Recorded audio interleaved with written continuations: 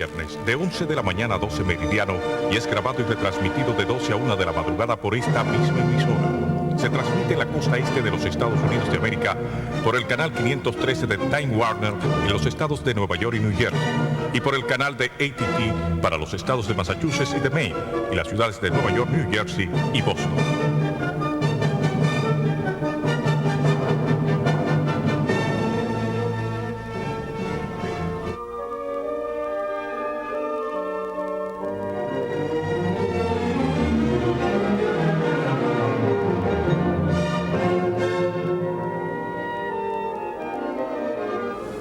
Saludos dominicanos en todo el territorio de la República, en ultramar de la costa este de los Estados Unidos de América, e igualmente a todos sus habitantes de habla hispana.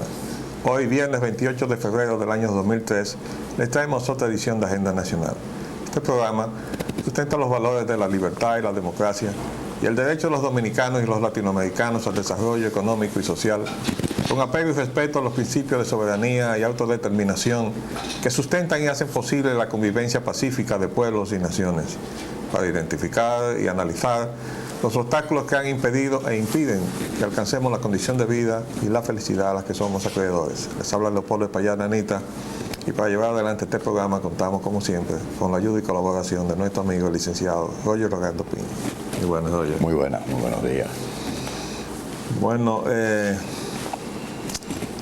ayer fue 27 de febrero y tenemos que decir que no quizás por nuestro señalamiento, pero sí nos complace decir que el presidente fue al altar de la patria, ¿no fue así? Así fue. De modo que ojalá que eso sea una costumbre que no se interrumpa nunca. Tenemos que citar algo que nos quedó pendiente y fue un titular del viernes que decía que preocupa a estudiantes de Estados Unidos suerte los niños haitianos en batallas de la República Dominicana. Y entonces hay todo un reportaje sobre cómo hay unos estudiantes de escuelas norteamericanas que dentro de un programa de acercamiento a los problemas que hay en la República Dominicana, los centra en los problemas de los hijos de haitianos en la República Dominicana, en los batalles. Eso es parte de la campaña para denigrar a la República Dominicana. ¿Por qué esa misma gente no los llevan a Haití? A que vean cómo están viviendo los hijos de los haitianos en Haití y que se preparen anímicamente para expresarle su solidaridad desde el país más rico, que es Estados Unidos, al país más pobre de América, que es Haití. Por el otro lado, también debemos decir que el Instituto Duartiano, que recoge eso así la prensa de hoy, llama atención sobre la presencia de militares de Estados Unidos. Es la primera vez que también que nosotros podamos recoger que el Instituto Duartiano desborda los muros de su local, de lo que hemos llamado el Museo de Duarte y la museografía de Duarte, pero donde se mantiene enterrado el ideal del patricio en la medida en que no se defiende en esta amenaza cotidiana que se cierne sobre la República. Y el presidente del Instituto Duartiano va precisamente ante el altar de la patria y expresa su preocupación sobre la presencia de los militares de Estados Unidos y pide que se le vaya a hacer escuelas y hospitales a los hijos de haitianos. Tiene razón el presidente del Instituto Duartiano en eso, y desde luego que viene a coincidir con la posición de este programa. Nos complace de todas maneras que eso se haya producido, se haya dado ese paso, que se haya salido de rememorar lo que hizo Duarte allá por el 1844 para defender hoy, día por día, esa obra, porque el país lo necesita. sé si tú tienes algo más que comentar. Absolutamente no. Vamos entonces a entrar en nuestro Continuar. tema. El discurso del señor presidente de la República en el Congreso, pasando revista a los proyectos de leyes que el señor presidente sometió. Mejía somete al Congreso plan de elecciones primarias de partidos, proyectos de ley sometidos al Congreso Nacional, proyectos de leyes. Sí, pero yo lo puse tal y como dice. No, está mal escrito, ¿eh? Debió decir proyectos de leyes. Pero acuérdate que son los partidarios de García Márquez que están ahí en la prensa. Sí, los más conspicuos partidarios de García. Del desmonte de la gramática, ¿verdad? Porque eso fue García Márquez tomándole el pelo a la gente, pero tiene muchos partidarios con esa iniciativa, ¿no? Pasando revista de titulares. Cuidemos nuestro país, dice el Nacional aquí. El presidente pide un esfuerzo entre nosotros. Entre todos. Entre todos nosotros. Le preocupa desesperanza de los pobres también al señor presidente y resalta las finanzas y reclama la fe del pueblo dominicano. Pide mantener fe en finanzas y confiar en el futuro.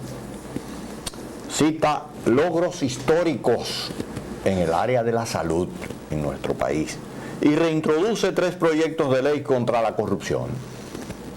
Bueno, aquí vamos por partes porque hemos tomado los titulares de la prensa para demostrar cómo cada medio selecciona los asuntos que considera más importantes y los expone también de acuerdo a su propia visión de las cosas. Hay un asunto que creo que es de mucha trascendencia, que es ese proyecto de ley para establecer elecciones primarias en los partidos. Eso es un paso, el enunciado indica un paso correcto. La medida en que eso, en su forma en que haya sido desarrollado el proyecto, haya sido pautada ese proceso, si se aparta de lo que debe ser el proceso democrático para consagrar algún mecanismo de lo que existe en este momento, que son negadores de la democracia interna de los partidos, entonces ese proyecto va a venir a hacer más daño del que ya le está haciendo a la democracia dominicana la negación de la democracia interna en los partidos que hasta ahora por lo menos son más destacados. Hay una multitud de pequeños partidos. Hay que lamentar, sin embargo, que muchos de esos pequeños partidos acusan las mismas deformaciones que los partidos grandes. Es como cuando uno ve un pequeño cocodrilito y cuando sea grande va a ser un cocodrilo, no va a ser nada distinto. Y uno está viendo partidos que tienen todos los defectos y todas las características de los partidos grandes, de lo que ha sufrido la democracia dominicana. Entonces cuando estén grandes, si es que llegan a grandes, van a ser igual o peor que los que tenemos. Y el país lo que necesita son partidos de otra impronta y de otra convicción. Y sobre todo partidos con ideología, porque la democracia se nutre de la opción de los ciudadanos ante distintas ofertas que son la expresión de ideologías. ¿No es así? Absolutamente. Los partidos políticos han ido, con el devenir del tiempo, reduciendo su esencia y abrazándose a la corriente de la actualidad para ponerse en moda, como se dice en una expresión popular. Pero hay otra expresión popular que dice ponerse donde el policía lo vea. Donde el capitán lo vea. El capitán lo vea, ¿no? Es decir, que los partidos políticos ya nos representan, han dejado cada día más de representar los reclamos del pueblo dominicano, de los diferentes estamentos del pueblo dominicano. y han ido a constituirse, han pasado a constituirse en unas sociedades de grupos y de intereses de sujetos y sectores, algunos pequeños sectores, que compiten entre ellos internamente dentro de su respectivo partido y que después entonces desbordan esos conflictos hacia la sociedad dominicana. En términos generales, debe haber una mayor apertura democrática, real, concreta. Y la Junta Central Electoral tiene mucho que ver en esto, pero al mismo tiempo agregamos a esta disquisición que no esperamos mucho con respecto a que desde esa fuente provenga algunas de los diferentes mecanismos que podrían modificar el estatus de los partidos políticos en el país. De hecho, nos atrevemos a adelantar lo siguiente, así como en una ocasión adelantamos aquella iniciativa, aquella premisa que pronunció el arquitecto Espaillat y que yo también apoyé, desde luego, que era que la Junta debía ser dividida en dos estamentos, en dos cámaras, una de lo contencioso y otra de lo administrativo. Esa idea la pronunció aquí hace alrededor de año y medio, casi 2 años, al principio de que iniciamos con este programa, y se ha llevado a efecto. No es que con ello quisiéramos acreditarnos el mérito en lo absoluto. Ahora me voy a proponer también el lanzar alguna disquisición sobre esta situación, que los 3 partidos mayoritarios y la ley electoral se revise en términos de que cualquier grupo de ciudadanos pueda llevar a las autoridades electorales un proyecto político para lanzarse hacia una campaña y una candidatura abierta, como está ocurriendo en todos los países. Porque en Perú existía una situación muy parecida a la que existía aquí. Desde luego Fujimori tenía atado todos los controles para mantenerse en el poder, pero al estallar esa revuelta en contra de él, pues en Perú también se modificó el estatus electoral y se abrió la competencia electoral, que dio lugar a que llegaran otros a competir por la dirección del país. Así ocurrió también en Ecuador, algo parecido, y ha venido sucediendo. Creo que ya el momento para nuestro país está maduro y debemos pues optar por unas candidaturas fuera de los partidos políticos. ¿Para qué? La partidocracia, no la politicocracia, porque esa no puede nunca quedar soslayada. La partidocracia queda un poco marginada. Bueno, lo de partidocracia es un término peyorativo, sí, que señala a los partidos que se han corrompido, ¿no? Y que han hecho de la democracia una caricatura de democracia, y entonces deja de ser democracia y se convierte en partidocracia, es decir, el juego de una serie de grupos que toman el control interno de los partidos para perpetuarse en el disfrute del poder. Y desde luego diseminando la corrupción por todas partes. Yo quería decir también que este proyecto, en la medida en que establezca un mecanismo puro y simple de la consulta interna en términos de elecciones primarias, no es suficiente para el deterioro y la involución que ha sufrido la democracia en la República Dominicana. El hecho de que los partidos no tengan ideología es más consustantivo a la crisis que la falta misma de la democracia interna. Las dos van juntas. Pero no se puede pensar que por poner la primaria sin haber restaurado la esencia de los partidos, que su ideología, se van a resolver los problemas del país, porque lo que vamos a tener es un poco más de democracia en la repartidera del pastel, de lo que al fin y al cabo se viene repartiendo de buen grado entre los 3 grandes partidos, para llegar a lo que hemos denominado, tomando prestado del léxico venezolano, la conchupancia de 3 en la República Dominicana. Allá era la conchupancia de 2, los adecos y los copellanos, y aquí la conchupancia de tres, el PRD, el PRCC y el PLD. Donde quiera que ha habido una repartidera, ahí están los tres. Y ahí está el Congreso Nacional y las cosas que ha pasado por ahí, y la forma en que han votado y la forma en que se han comportado para que esté claramente establecida la responsabilidad de cada cual.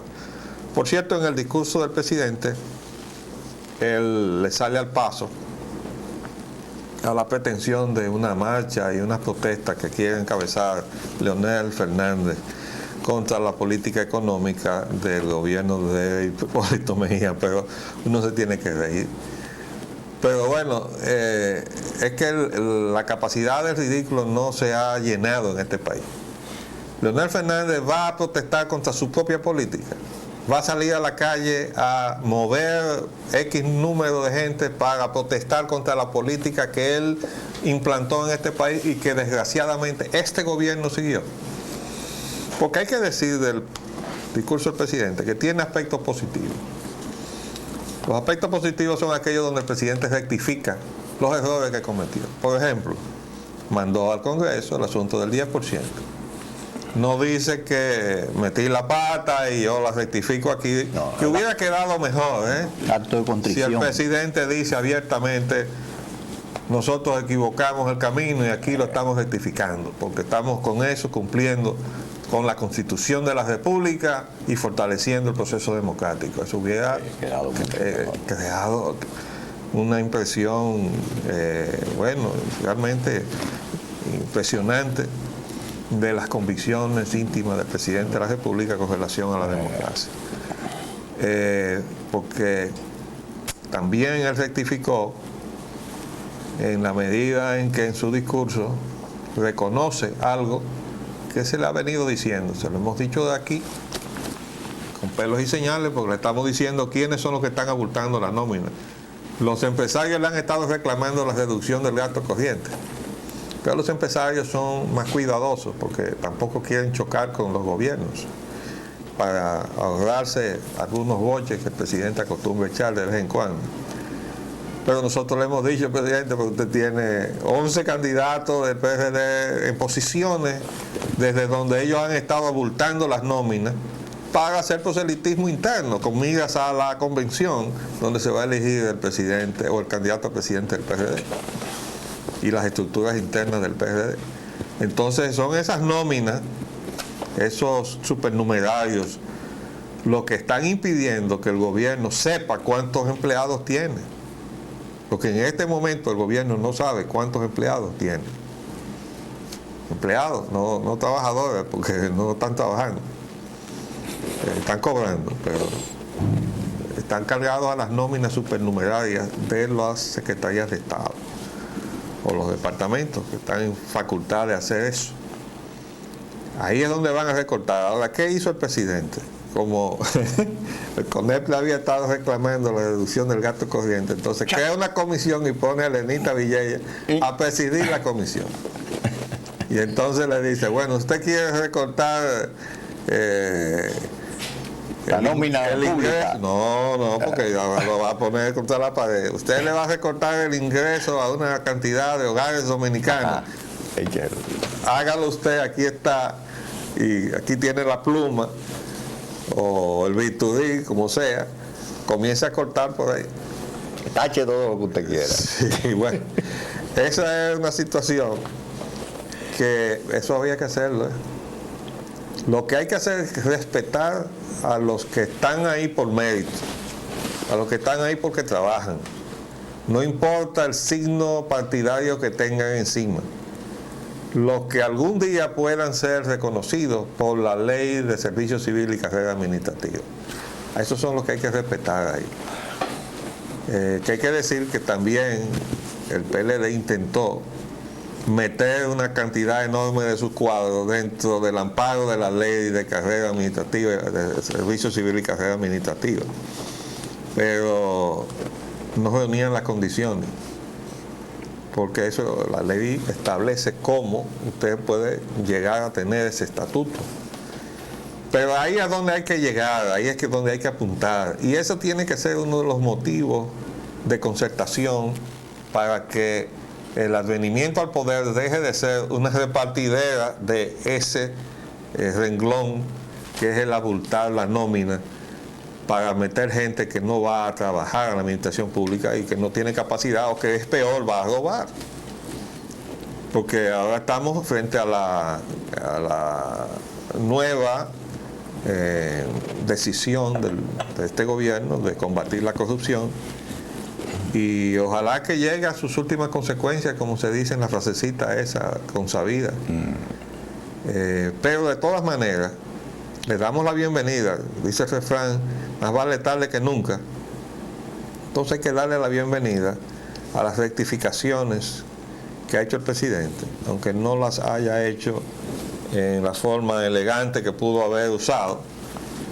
Y en el caso de la reducción de la nómina, entendemos además, presidente, que eso tiene que ir acompañado de otras cositas. Está introduciendo la legislación para eliminar el grado a grado. Pero yo, que puedo hablar de eso con autoridad, y me excusa, presidente, porque soy fundador del CODIA, fui presidente del CODIA, luché contra el grado a grado durante todo el gobierno de Balaguer, y lo hice además rechazándole todos los mandaditos que Balaguer hizo llegar hasta las puertas de mi oficina, hasta que la cerró, y tentándome con contratos jugosísimos donde mi familia no tendría problemas económicos hasta la 15ª generación. Grado a grado. ¿Verdad? A través de grado a grado que yo rechacé. Entonces el presidente envía ahora al Congreso eso, después de haber dado todos los grados a grado que se dieron encima del plazo que él mismo se había fijado cuando instaló el gobierno, que dijo en agosto, hasta enero vamos a estar dando grado a grado, pero enero que venía ahí mismo, a menos que él dijera enero y lo dejó abierto para decir enero de cualquier año. Creemos que él decía enero del año 2001. Bueno, pues pasó enero del año 2001 y estamos en el 2003, y ahora introduce él esa nueva ley, es decir, un nuevo proyecto de legislación, porque ya había otro que no pasó por el Congreso. Pero quiero decirle lo siguiente, y ahí es donde va mi consejo. Presidente, vale más la voluntad que usted exprese como presidente que la legislación. Porque nosotros nos gastamos 22 años de gobierno de Balaguer con una ley que le obliga, que todavía está vigente, a hacer los concursos. Y pone como excepción el no hacerlo. Y él convirtió eso al revés en las reglas, no hacer concursos. Y la excepción era hacer concursos. Entonces usted ha hecho lo mismo, presidente. Esa ley todavía está ahí, la ley 105, que dice que hay que hacer concursos. Entonces, lo importante no es ese proyecto que usted mandó. Lo importante es que usted decida que va a hacer concursos y que usted va a acoger a todo el personal que ha designado al frente de los departamentos que no han estado haciendo concursos. Usted los cambia todos, pone gente seria, que los hay en este país, con la encomienda de echar adelante concursos o sorteos con las excepciones que estipula la ley, y al primero que se salga de ahí usted lo destituye. Además someta a investigación todos los contratos que han dado esa gente, porque ahí sí hay mucha tela que cortar para esta nueva ofensiva del DEPRECO, Departamento de Prevención de la Corrupción, que debería haber dos departamentos, uno de prevención y uno de persecución, Claro. ¿verdad? Aunque la mejor manera de prevenir es perseguir, claro, ¿no? Pero de todos modos, quería decirle, presidente, usted tiene en sus manos acabar con eso. No espere la ley esa, porque le pronosticamos un largo periodo de estadía en el Congreso. Disponga usted mismo, en virtud de la ley 105 que está vigente, que no se van a dar contratos grado a grado. Y se acabó. Eso tiene más fuerza que cualquier otra cosa. Porque como hemos visto, los presidentes se pueden saltar las leyes, a veces hasta la Constitución, ¿verdad? Eso hasta que salen del poder. Entonces ahí se arma un tepeterepe, ¿no? Entonces hay persecución política porque me quieren llevar a un tribunal a dar cuenta de los abusos que yo cometí como presidente. No, lo que pasa es que mientras no terminemos con la impunidad en este país, entonces de un gobierno a otro se van a ir produciendo estas cosas y todo el mundo se va a recostar de lo mismo. No, me están persiguiendo políticamente, que es ahora el cliché de los PLDistas. Tranca a los PLDistas que usted tenga que trancar, presidente, pero no lo haga usted, que lo haga de PRECO, el Procurador General de la República y los mecanismos de la justicia dominicana. Ahora, ¿el Ministerio Público está en manos del presidente de la República? ¿O no es así? Usted no es que nombra al Procurador General de la República, al Procurador Fiscal, ese que soltó a la gente del PEME y a todos los demás. Bueno, mientras eso sea así, esa gente va a acatar las instrucciones que ustedes, hasta que alguna legislación disponga que haya procuradores que respondan a la voluntad del pueblo, por ejemplo. Que el pueblo puede elegir unos procuradores a dónde ir, incoar expedientes en contra de los funcionarios mientras están en ejercicio, porque esos son los expedientes que no caminan ahora. Vamos a hacer un paréntesis y volvemos en un minuto.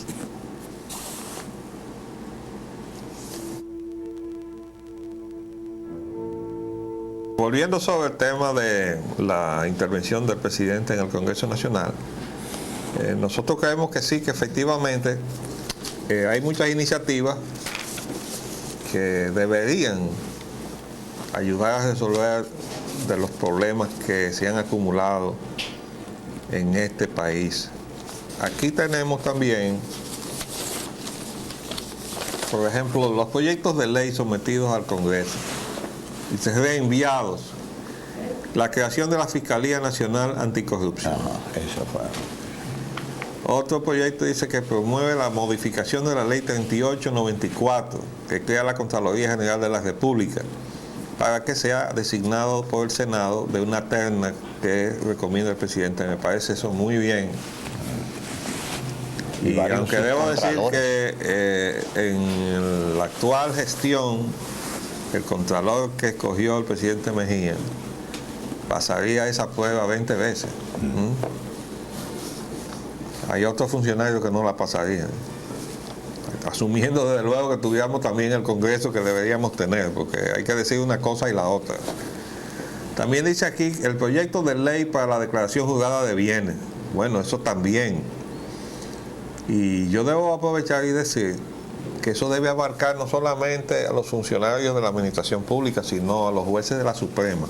También. Yo he mencionado aquí el caso de una juez de la Suprema Corte cuya declaración de bienes está en el internet y acusa un incremento, o acusaba hace ya como un año, que en 2 años su fortuna familiar se había incrementado en 30 millones de pesos, estando ahí como juez.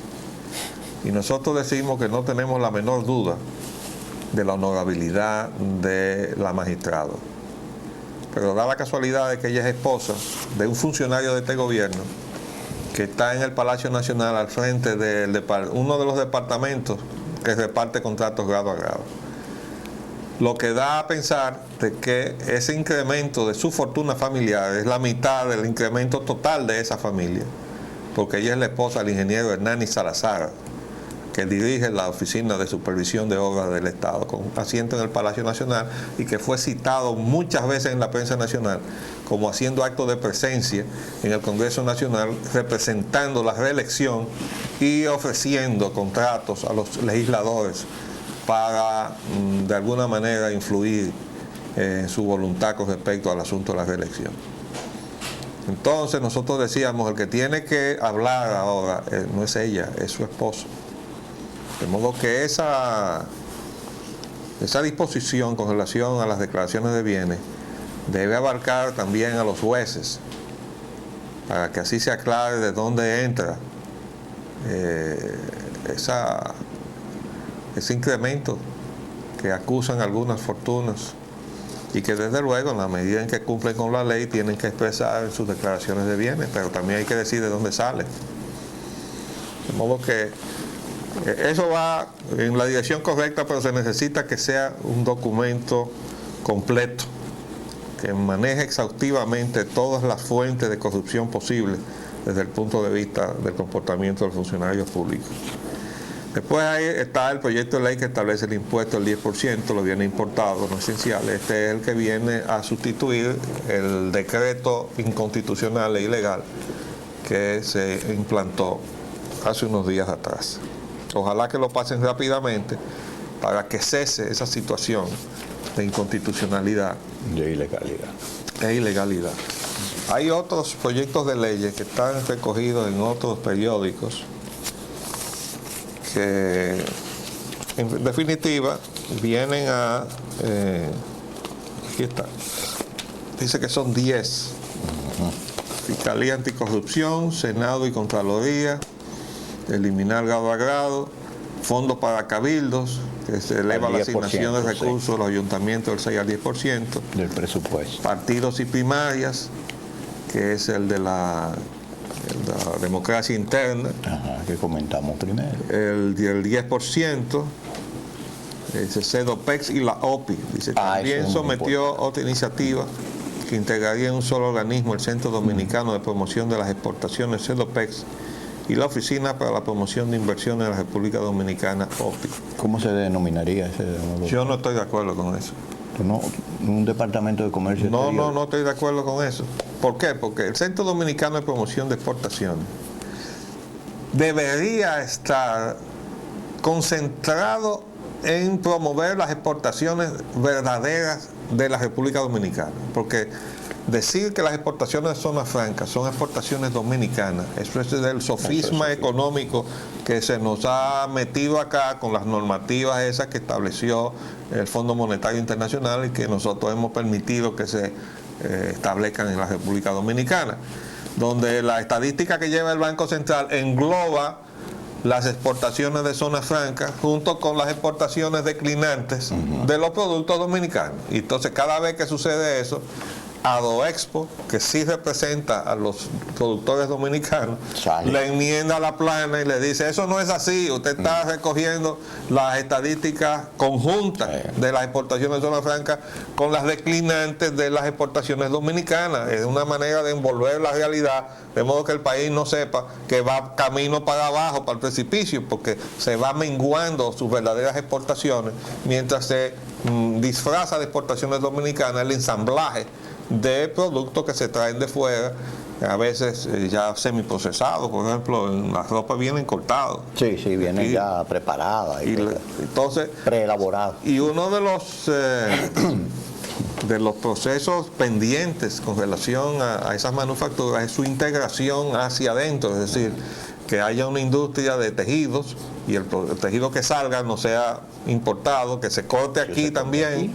Es decir, incrementar la cantidad de cosas que se hacen dentro del país para generar empleo, porque si no, no estamos generando empleo. Claro, por eso están los ISO, que son las cuestiones internacionales, normas internacionales estas para satisfacer la producción de los países con los estándares que otras exigencias de otros países. Lo de ISO es una criatura europea.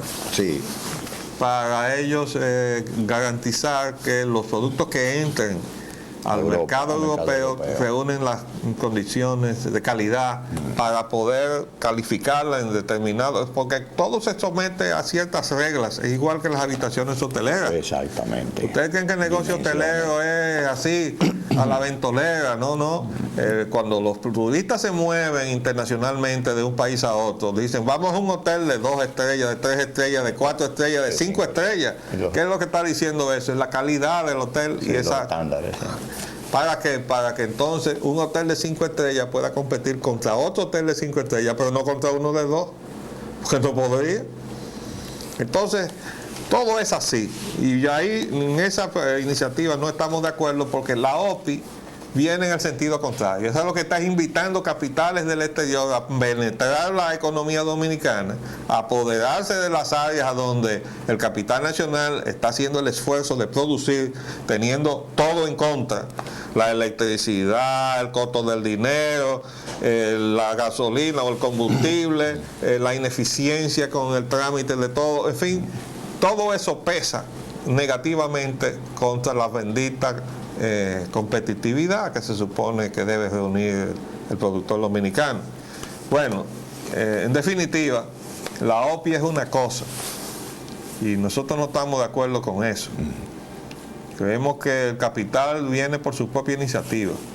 Eso de salir a buscarlo, a mí no me gusta. Me parece que es un colonialismo mental. Condiciona la medida de venir al país cuando lo salen a buscar. No solo eso, sino que desdice del propio país. Del propio país, así mismo. Es como tú puedes recibir como dueño de la casa a un invitado que te viene a visitar. Viene a visitarte, tú lo recibes y lo tratas como lo que es. Entonces es un anfitrión y él está como en tu casa. Estoy haciendo la diferencia porque si tú haces una fiesta y tú invitas gente es otra cosa a cuando alguien toma la iniciativa de irte a visitar. Vamos a dejar que nos vengan a visitar. No hagamos fiesta aquí, que ya nos ha ido muy mal con la que hemos hecho. La prueba está con el sector de la energía, que fueron a buscar inversionistas en la energía y vinieron los Coyentri, no me hable de eso, Envían Erron, etcétera, etcétera. Va a amargar el fin de semana. Ya tenemos eso ahí, un puntico sobre eso. Después dice aquí incentivos culturales. Sí. Dice que hay incentivos innovativos de inversión para la Dirección Nacional de Patrimonio Monumental para el Plan Decenal de Cultura. Yo quería decir sobre eso. Cuidado con el asuntito ese de ahí, de la ciudad colonial. La ciudad colonial. Cuidado con eso. El consorcio. De estarle entregando eso y con un consorcio donde van a estar unos intereses y unas cosas, queriendo tener de parapeto al cardenal. Dejen eso tranquilo. Dejen eso tranquilo. Después otro proyecto que se menciona aquí es impulsar el tabaco. Eso está muy bien, siempre y cuando eso no vaya en perjuicio. A lo mejor el impulso es que venga el tabaco de fuera, ¿no? Porque a veces nosotros hacemos ese tipo de disparate. Vamos a ver. Cita logros históricos sobre salud. Porque, sí. Bueno, el señor presidente también citó esos logros históricos en el área de la salud en el país. Pero aguanta ahí, yo no sé a cuáles logros históricos se refiere el presidente. Bueno, si uno coge la prensa y se encuentra con titulares que dicen que no hay recursos. ¿Dónde está? Aquí está. Ayer, 27, salía este titular. Problemas en hospitales. Ajá. Por atraso de subvenciones. Sí. No reciben fondos de enero y febrero. Pero además no reciben fondos, oigan bien, las entidades sin fines de lucro que le están haciendo desde hace muchos años una labor que no hay con qué pagar en favor de la gente desposeída de este país, como es el Patronato de la Lucha contra el Cáncer, el de la lepra, el de los sordos, el de los ciegos, toda esa gente está ahora mismo. Yo vi el caso de doña Mary Pérez de Majancini. Es rehabilitación. Es rehabilitación. ¿Y qué es lo que está pasando? Para esa gente no hay dinero.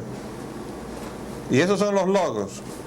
Bueno. Mientras tanto estamos asignando, no se sabe cuánto dinero a atender a las parturientas haitianas en los hospitales dominicanos para que los muchachitos nazcan dominicanos. Eso es el trabajo histórico. Y oigan esto sale en la prensa de hoy. Carencias en hospitales. Denuncian pacientes, culpan médicos y los agreden. La AMD demanda de las Fuerzas Armadas y la Policía Nacional que den una mayor protección a los hospitales, pues el gremio no permitirá que agredan a sus médicos. Bueno. ¿Y saben lo que está diciendo con eso? Dice que la crisis está llegando a un punto en que numerosos médicos han sido agredidos por pacientes que ven a esos profesionales como responsables de la carencia general que afecta a los centros sanitarios. Esos son los logros de que habla el presidente en materia de salud. Quiero decir otra cosa. Yo escuché otro pasaje de su discurso, donde él hablaba de los logros en materia de cultura. Sí. Presidente, ¿cuál es el logro en materia de cultura? Dice, me acuerdo como ahora que usó más o menos el término para preservar la identidad nacional. Presidente, no es verdad. Aquí todos los días, la percepción que se llevan los turistas que nos visitan es que nosotros somos haitianos. Todo lo que se vende en los centros turísticos están hechos por haitianos. Pintura haitiana, artesanía haitiana. Eso es lo que hay. Y ni está haciendo nada el secretario de Turismo sobre eso, ni está haciendo nada el secretario de Cultura tampoco. Entonces no es cierto que nosotros estamos afianzando la identidad nacional. Nosotros estamos permitiendo que se destruya, no solamente con apatía, sino con la complicidad de departamentos de este gobierno, presidente. De modo que, me perdona, pero su discurso no refleja la realidad. Hay cosas donde usted se refiere que no parecen estar refiriéndose a la República Dominicana. También le preocupa al señor presidente la desesperanza de los pobres en su discurso. Ahí también él se dio, porque acuérdate que él, cuando la iglesia habló de eso, cuando el cardenal habló de desesperanza, eso produjo una reacción muy destemplada del gobierno. Entonces ya el presidente reconoce que sí. Ahora tenemos que agregarle una cosa al presidente. Y la clase media también, no son los pobres únicamente, porque es que la clase media ya va derecho para pobres. Los estamentos de abajo de la clase media van derecho clasificados para pobres, ¿verdad? Y los demás están declinando hacia abajo, todos. Eso es así, y eso está así desde el principio. Es más, nosotros aquí, más de una oportunidad en este programa, nos preguntábamos, ¿y quién le habrá diseñado a Hipólito Mejía esa política de agresión a la clase media? ¿Usted no se acuerda cuando el entonces secretario de Industria y Comercio, Locua, se inventó que el que tenía un cilindro de 100 libras de gas licuado de petróleo para arriba era rico en este país? Porque solamente de ahí para abajo, o sea, los que tenían cilindros más pequeños, era que merecían tener el subsidio del gas licuado de petróleo. Y dice, pero eso va contra la clase media de este país. Y el PRD siempre ha sido representante de la clase media de este país, de los pobres también. Hoy, ¿quién se habrá inventado esta locura, no? Pero bueno, así son las cosas. Creo que hemos cubierto el discurso, los aspectos del discurso, porque en este punto, que es el último, dice el gobierno tratará de reducir la nómina, ya eso lo hemos agotado, ¿verdad? Sí, bueno, seguimos a reserva de que después de leer con más calma el discurso, sí, volvamos a hacer algún comentario en próximas semanas. Puntualizando más. Empresario dice: Anadegas lamenta que el presidente dejara fuera del discurso a los gasolineros, a toda la problemática energética. Eso son de las cosas que se quedaron fuera. Sí, toda la problemática energética. Los empresarios creen que está muy bien el discurso. Empresarios dijeron que el discurso estaba bien. También lo dijo Atuey de acá. Ajá, pero también le hizo sus observaciones. Claro, las observaciones de orden puramente. Él dijo que el discurso tenía cosas positivas y cosas negativas, como la de que en el discurso se pronunció el presidente en contra de la manifestación que estaba preparando el PLD, la marcha. Y él observó que tienen derecho a hacerla constitucionalmente y que debería ese derecho no serle conculcado ni siquiera con el verbo. Que la hagan y que el pueblo sea el que decida. Dice, ahí yo no estoy de acuerdo con esto. El presidente tiene el derecho a criticarle a Leonel Fernández, que esté encabezando una marcha para criticar la política económica que él mismo implantó, porque lo que le falta al presidente es admitir que esa es la que él está llevando a cabo, ¿no? Esa ahí es que tú eres la puerca el rabo, porque Atuey tampoco se lo dijo al presidente, nosotros sí se lo decimos, sí, con lealtad, porque lo que queremos es que rectifique, ¿verdad? Y que se sacuda ese asesor que tiene ahí, Andy Daguarre, que es el mismo que tenía el gobierno anterior y que por tanto es el principal responsable de la continuidad de esa política, ¿verdad? Su santidad, el Papa. Vamos a pasar a los términos de la política mundial, que está muy preocupante. Pero espérate, antes de que entremos a la cosa muy profunda, yo puse un tema aquí para que tú muy rápidamente lo comentes, que las fallas aeroespaciales y aeronáuticas. Yo saqué del internet dos cosas. Al Concorde se le perdió un pedazo de timón de cola. Sí. Un pedazo se le fue, y dice, la suerte es que llegó y aterrizó, pero pudo haber caído en medio del Atlántico. Y ahora resulta que varios ingenieros advirtieron sobre el asunto de qué está pasando con la técnica. Yo y usted hemos conversado mucho sobre el asunto de la desregularización y la laxitud que se ha introducido en el ámbito, en todos los ámbitos, porque ya sabemos de otras desregularizaciones en los ámbitos financieros, etcétera, pero en lo que le concierne ahora es la del ámbito aeronáutico. Y de la falta de calidad, lo que está. por eso la desregularización ha llevado a la deficiencia en el control de calidad. Pero cuando se falla la calidad en un aparato que está volando en el aire, no, entonces ya estamos jugando con la vida de todo el que está subido ahí arriba. Entonces el Concorde, de hecho yo acabo de leer hace como un par de días que están por retirarlo de servicio, porque ya no llena, el fracaso que hubo. Ya no está llenando ninguna objetivo de tipo comercial, es decir, no está compitiendo verdaderamente. Es un avión de una carga de pago muy reducida, pocos pasajeros y poca carga, de una velocidad muy alta, pero ya la velocidad como que no está teniendo el impacto que se le preveía hace unos 20 o 25 años atrás, que cuando salió el Concorde al servicio. Por eso están pensando en retirarlo, y el Airbus entonces está ocupando las cuestiones que el mercado está demandando, que es cantidad. Aunque bueno, no con mucha velocidad. Vamos a pasar a lo más trascendente, que es la situación mundial. Eso es correcto. El problema, tal y como está planteado, es que el presidente de los Estados Unidos está negándole autoridad a las Naciones Unidas. Y le está negando autoridad, por tanto, a los organismos de las Naciones Unidas, comenzando por la Comisión de Inspectores que está en el terreno, fiscalizando a ver si Saddam Hussein se desarma o no se desarma. Y esa es una situación grave. Ya el Papa había llamado, dice, una guerra unilateral sería crimen contra la paz. Eso salió el martes pasado. Y ahora recibí por internet que Juan Pablo II pide que el miércoles de ceniza, marzo 5, se dedique a una jornada de ayuno y oración por la paz.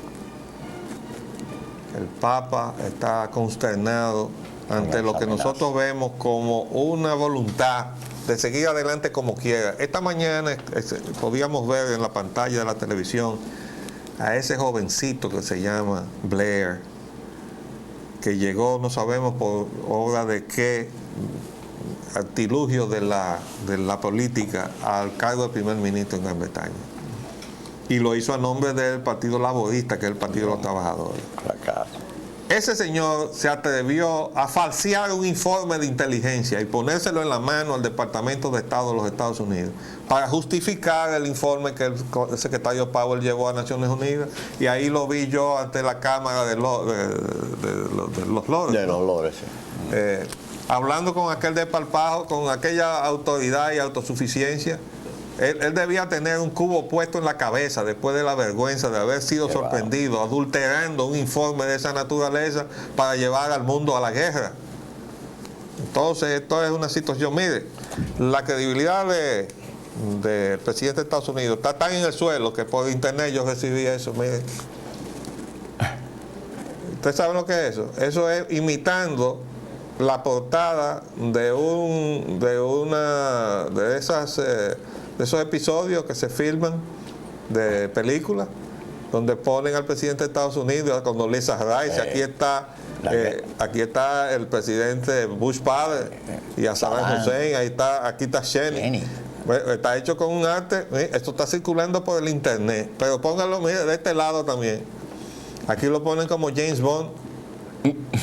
Eso es lo que está diciendo al mundo, que no le está guardando respeto al presidente de los Estados Unidos, porque la actitud que está tomando ya ha sido entendida como que no responde al interés ni siquiera de su propio pueblo, que ya hemos dicho que la ciudad de Los Ángeles, con una votación de 9-4, aprobó una declaración contra la guerra de Irak, y eso la sumó a más de 100 ciudades y condados de los Estados Unidos, incluyendo Chicago, Filadelfia y Detroit, que se niegan a que Estados Unidos vaya a la guerra. Y esta mañana escuché en la televisión un desglose de las encuestas para decir si es verdad que el pueblo de Estados Unidos aprueba o apoya o no la agresión. ¿Usted sabe cuál es el resultado del análisis?